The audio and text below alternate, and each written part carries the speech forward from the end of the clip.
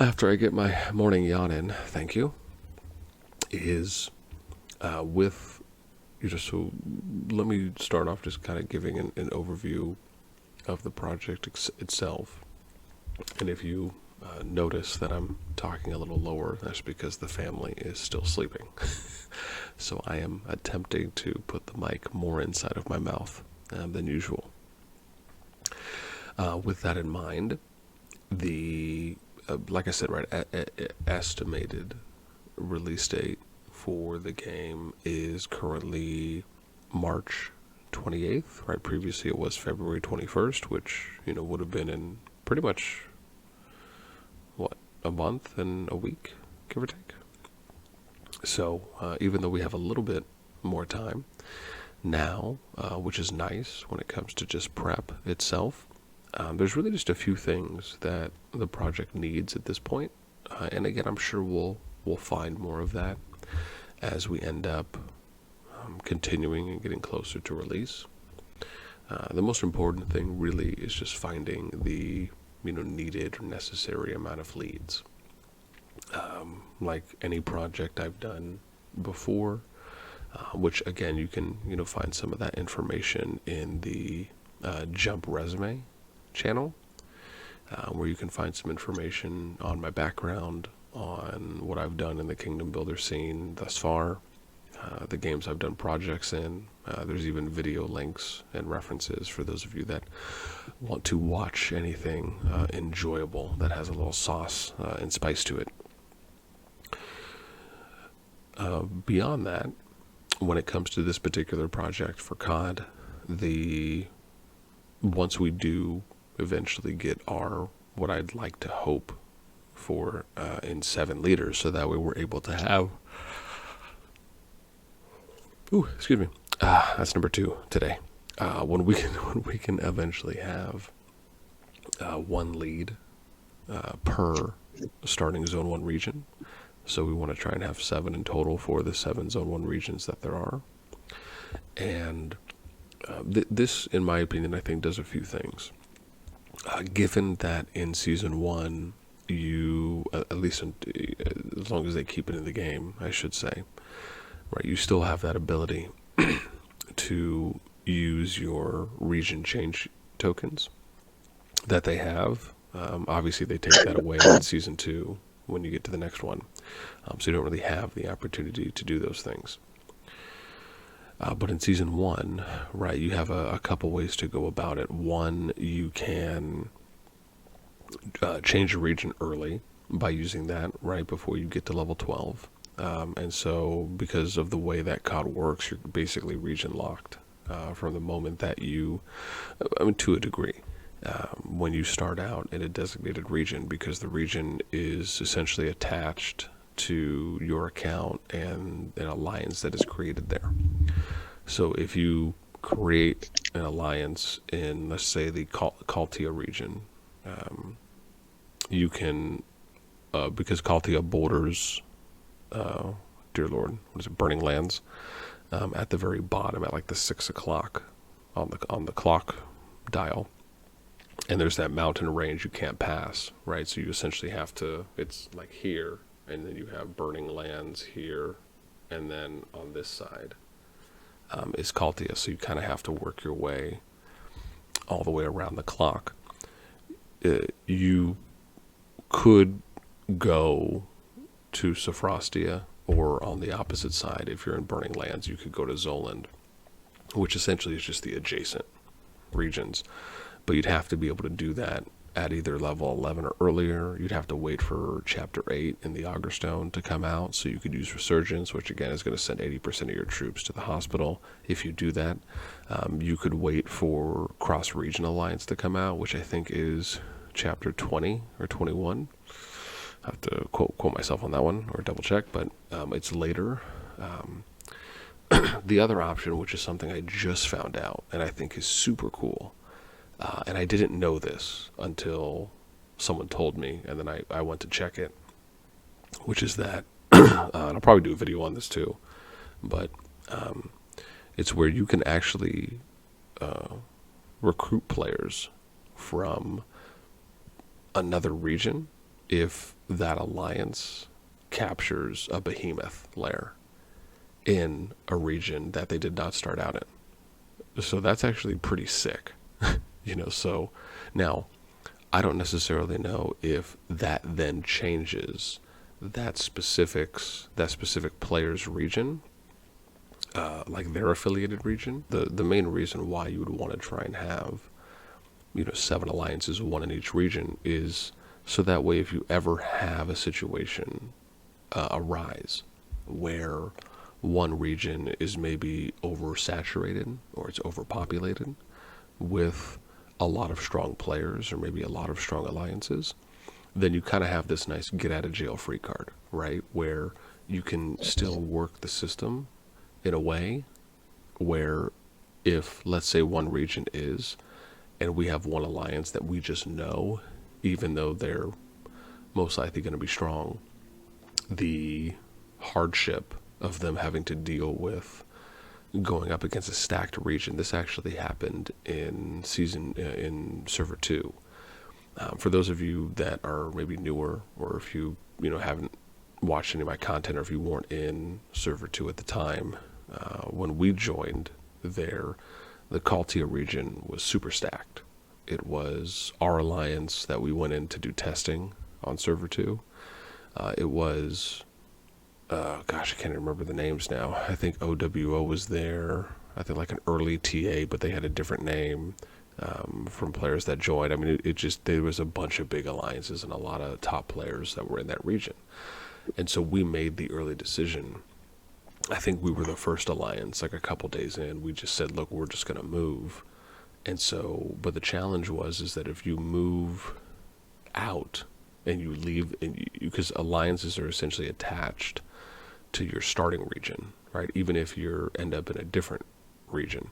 So you basically have to always remake an alliance if you want to actually move everyone. But if you prepare shells, essentially, right, if we're using some rock terms or other kingdom building terms, ahead of time in all the regions, then you have a lot more flexibility in that regard.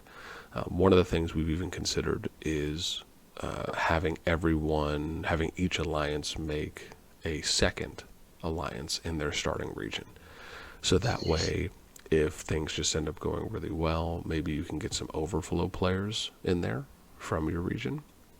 If something happens where a alliance has to leave a region for a specific, or even if, let's say for example, there's an alliance or a few alliances that are maybe getting bullied in their region.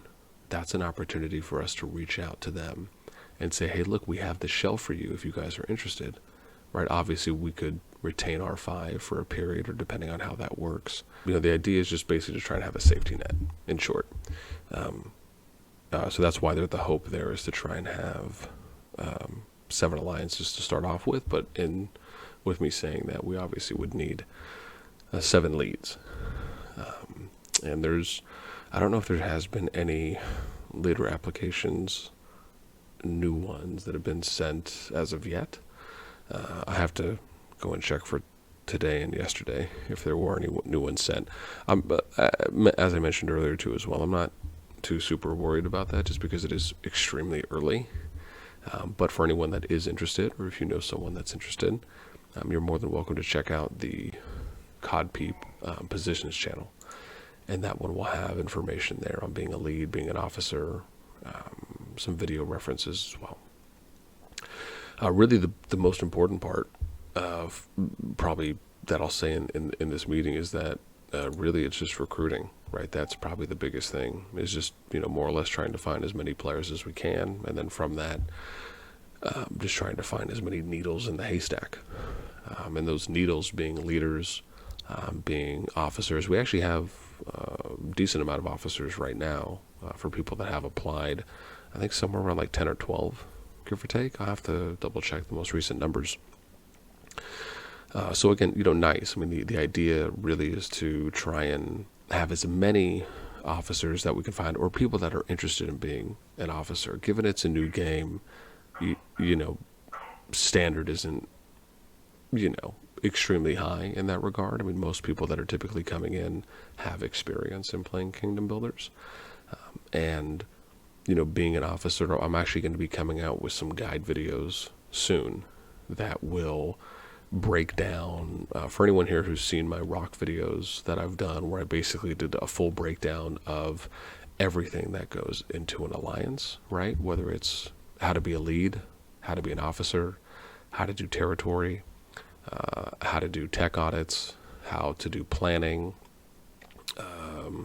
how to, you know, do engagement within, you know, how to be like a war PvP person, how to do diplomacy. I mean, pretty much everything.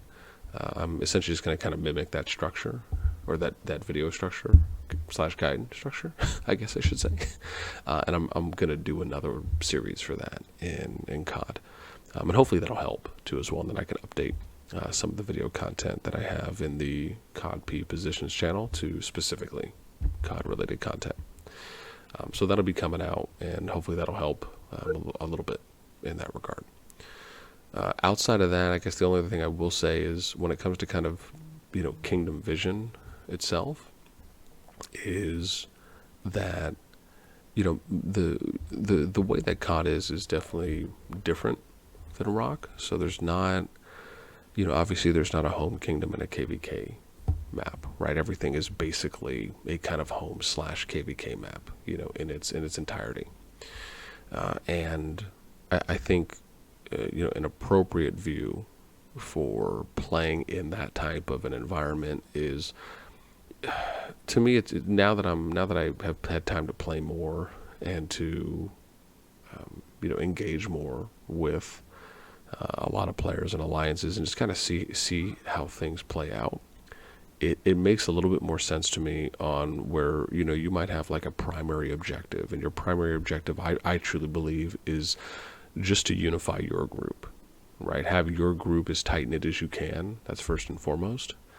And then a secondary objective really falls more on, okay, now can we try and unify, you know, others? Can we try to unify other alliances? Bring anyone else in to kind of the kingdom fold that we can.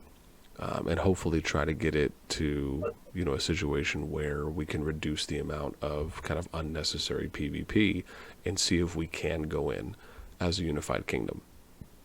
Now, this kind of changes a little bit because in Rock, usually my objective is you want to try and unify everyone, you know, as early as possible and have that kind of be the, you know, primary objective.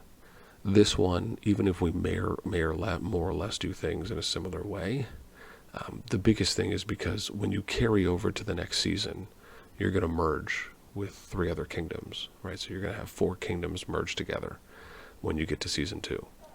And there's just no guarantee that those alliances are going to, you know, stay on board, if they're going to stay within the kingdom or not, right? I mean, they could join other alliances from other kingdoms.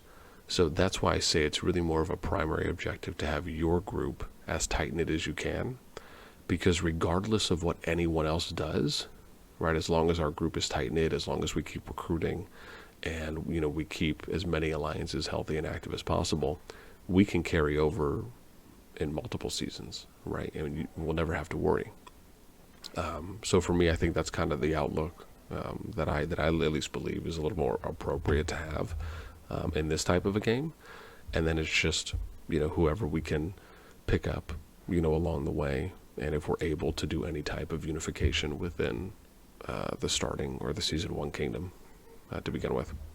So to be honest, that's pretty much it, right? Like I said, it's still very early. We're primarily just in the recruiting phase.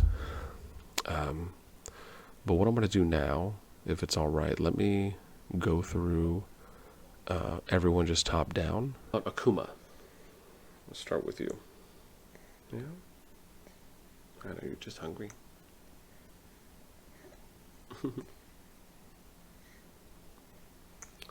Alrighty, how about Infamous Lord?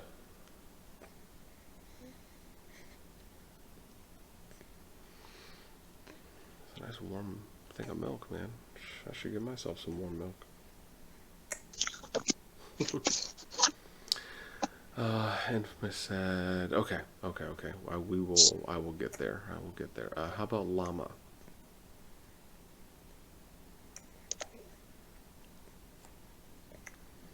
Nah, no questions here apart from again Volder's question about when we're jumping in. Okay, okay. Oh, no worries, no worries. How about Osmo?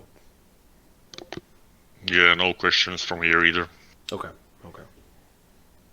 Yeah, hi. I know, I know. Don't worry, I got the milk train going, girl. Let me see. How about Spoon? My only questions is, uh, so we talked about 7 alliances, one to control each region. So you're looking for leadership and officers to fill 7 alliances. Uh, so good question. I feel like that's kind of broken up into two parts. So, the first one is, the alliances themselves aren't really there to control anything. If anything, it's going to be more of like a third split, kind of similarly how I've done rock projects in Zone 1 provinces. So, you're going in and you're trying to look at, and it could be anywhere from, a half split up to a quarter split, where, you're kind of just splitting the number of, behemoth layers with a few other alliances. A lot of the regions are actually big enough in actuality to support 3 to 4 alliances if you were to kind of divide territory appropriately, just because of how different the map is compared to a rock map. So, Yeah, if so, I mean that's the goal. The goal is to go in there, kind of initially start carving out a quarter, a third territory, while you're waiting to see, what other emerging alliances are gonna step up to the plate, right? Which ones are going to start growing in power? Are any others expanding, dropping CFs as quickly as we are? And then from there, you're doing a lot of early reach out and communication. Basically everything that I would usually do in a rock project. It's just the expectation setting is going to be different. That's where I was kind of talking about the primary and the secondary objectives or goals. So, for us, it's more of trying to be a, quality supportive structure to the kingdom and, try to show and explain to them, in what I would consider to be, humble ways of what a lot of the inherent benefits are for, not immediately going into this type of war ravage mode or this type of, lawless PvP because I don't know if anyone here has played Infinity Kingdom, but Infinity Kingdom I actually thought had a really good system where they went off honor points. And it's kind of similar to the merit system that you see, in some ways it is, to the merit system that you see in Call of Dragons, where you are somewhat incentivized to do PvP. The difference is that in yeah, Infinity Kingdom, you were really incentivized to do PvP in the home kingdom, and the reason is because you got higher tier buffs. So for those of you that are familiar with like the VIP, right? So you know that when you level up in VIP, you get higher tier passive buffs. You also get yeah, more daily gifts as well, and then those will obviously increase in the reward type and tier that you can get as well. In Infinity Kingdom, you actually got they basically had like a dedicated VIP title that you could get from just doing a lot of PvP. Things that would increase all of your base stats, your march capacities, and so people would try and get to like a 5 million point threshold because that's where you could get to before the before your points start degrading, right? So like if you were to go past 5 million points, honor points, what happens is that a percentage of those points every day will be taken off, right? So you're kind of to the point of where you have to do a lot of PvP to basically stay at a high honor point total, which then would correspond with a certain rank, a certain title that you would get, and that title comes with obviously additional buffs. So, yeah, and then, so like that was a big thing. Right now, in my opinion, I think having a healthy mix of something like that, and then also being able to get rewards from doing PvP fighting, is actually a nice healthy system if it's done right. But like that would be something where if COD considered adding something like that in, right? I actually think that could be good. It's kind of a double-edged sword, just depending on how you view it. but with with the way that COD works is with your merit points that you can start accumulating once they unlock from an Augerstone chapter, then you can use those points to basically purchase in your alliance merit shop. So there's like 2 alliance shops basically that are within the alliance, but you have to be within an alliance to use the points.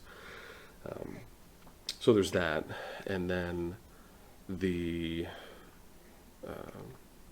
dear Lord, I think I just lost my train of thought. What was the second part to your question? Now, I went down. Well, the second part that I meant to ask was, so like I'm very familiar with Rock. I played for 4 years in Rise of Kingdoms, and it's kingdom based. Yeah. COD seems like it's more alliance based right now because there is no kingdom versus kingdom.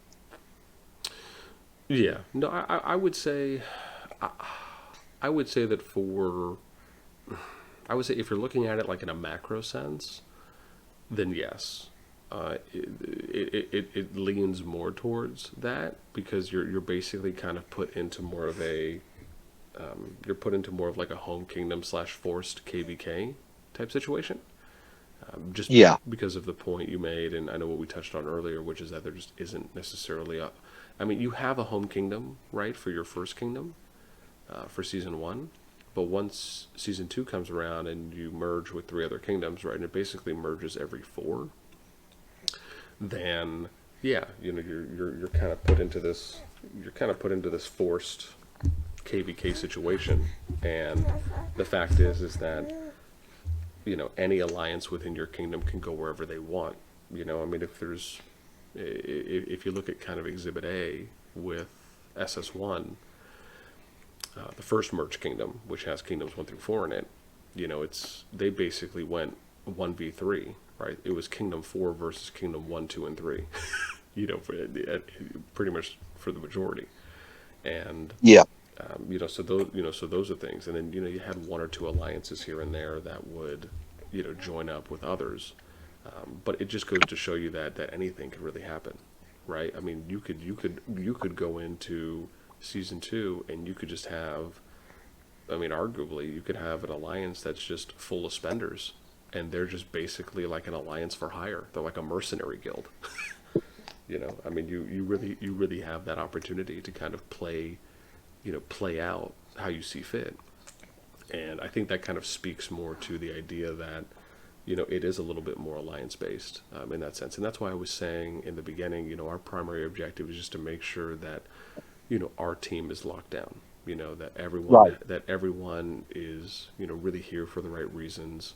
They understand what the kind of global objective is. And, think of it like we're a caravan unit in the desert, and we're stringing ourselves along. And as we see others out yonder, in the distance, we're just kind of picking people up, one by one, right? Picking up the refugees, so to speak. And that's kind of one way to look at it, which is that, we have our core group. And if we're able to build on that and add more people in, fantastic. If we're able to be a deterrent in the kingdom where we can support through, our organizational structure, through our influence, through our educational and informative means, then that's great. But what I believe to be our primary due diligence should be going to our group first, and then everyone else, just because things can drastically change when you go into season 2.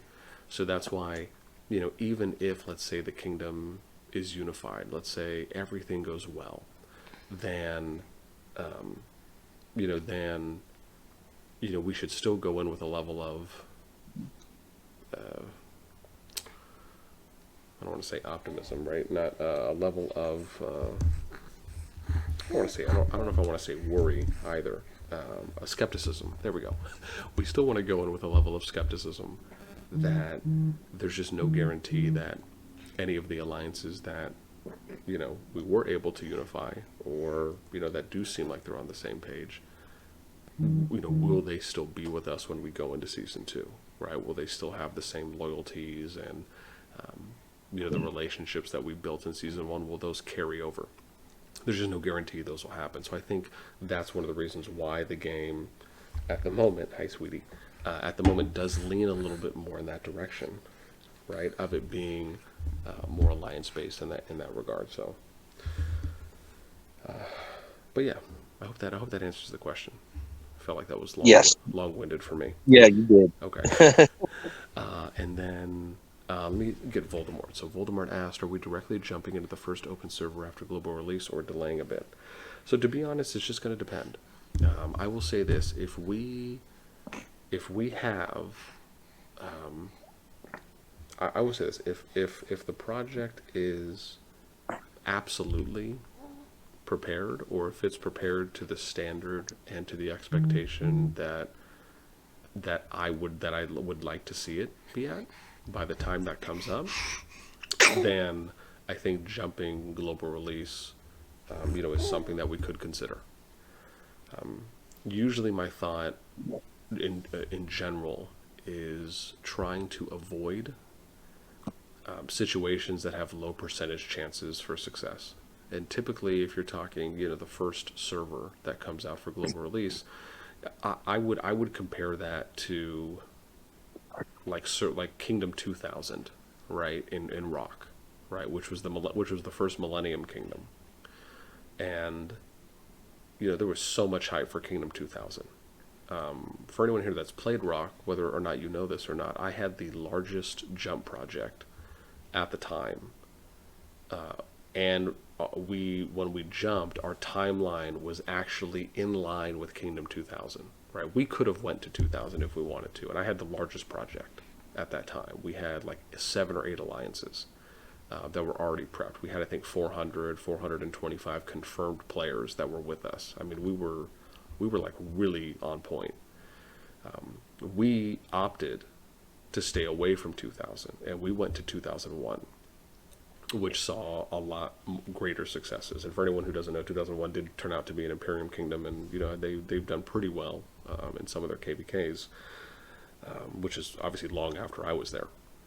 But so my views on it is kind of twofold, right? I do think it's a double-edged sword, right? I think that sure, you can go in there. There's probably going to be great activity. You're also probably going to have a lot of people that are willing to spend. And it's just one of those things where you just don't know how things are going to necessarily turn out.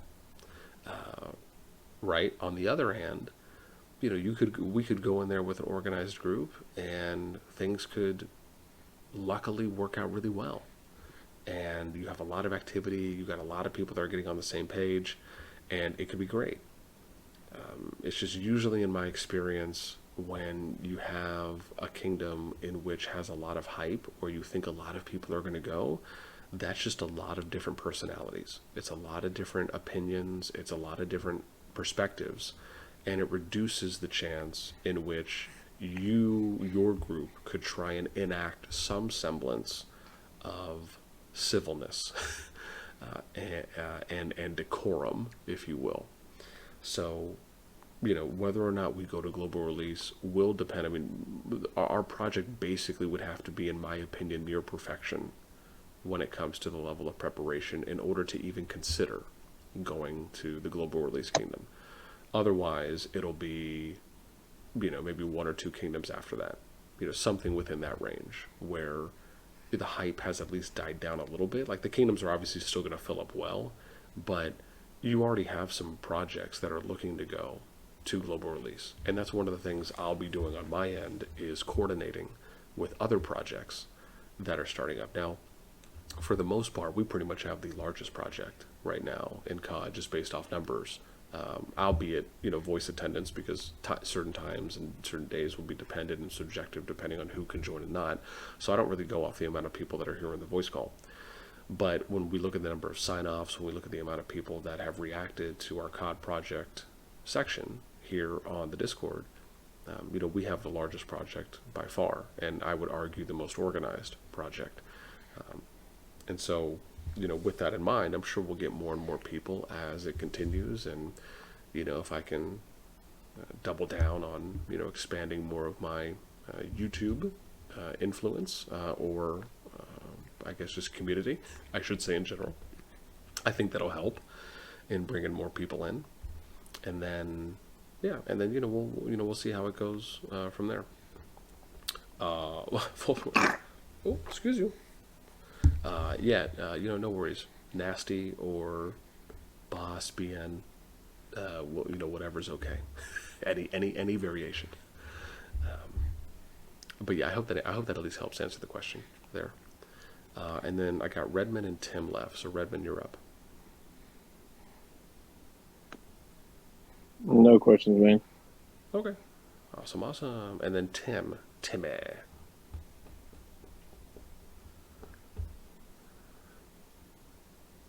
That's right, Timmy from South Park.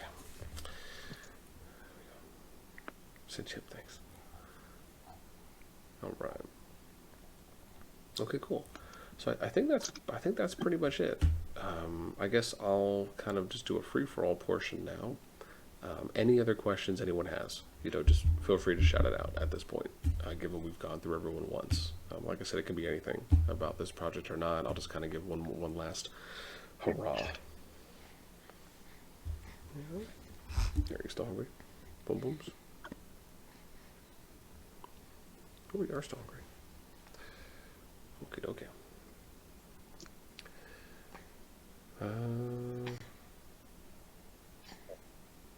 Well, good job. Alrighty then. Well, guys, look. I mean that's pretty much it for me. I think, albeit with my few outside engagements I had to get up for, I think we kind of kept this to about 30 minutes in total, which was, more or less my hope, just depending on how many people showed up and obviously how many questions people had. But really, with where we're at right now, of course, it is still very early. And just to kind of lastly reiterate, the most important thing right now is really just recruiting. Just trying to find as many people as we can and, as many leads as we can, and try to at least start getting that stabilized. I'm still debating if I will lead an alliance or not. Usually in most projects I don't. I just kind of assume more of the kind of R6-ish role, which I guess was something I didn't necessarily cover, but that's something I'll probably touch on in either the next meeting or one after that. Given that we're still a ways away, for those that are wondering when a next meeting will be, I'll probably try to shoot to do one in maybe the next 2 weeks. I don't know if it's really absolutely needed at this point to do a meeting every week, just based on where we are. But the next one I'll definitely try to do no later / no longer than 2 weeks. And then we'll also try a different time during the day. So like I said, I don't think we'll do one this early. We'll probably do one between 14 and 16 UTC next time. So that way, more people have a little time to wake up, and we're trying to hit a nice sweet spot. So with that in mind, that's it for me, man. Thank you guys so much for taking time out of your day. For anyone that had to get up early, like myself, thank you. Or if you end up having to stay up late, I do appreciate it. I'm glad we were able to answer a couple questions and give you guys a little bit of an introduction just to kind of where we're at and, kind of a state of affairs. So yeah, that is it for me. I'm just going to go ahead and turn the recording off now.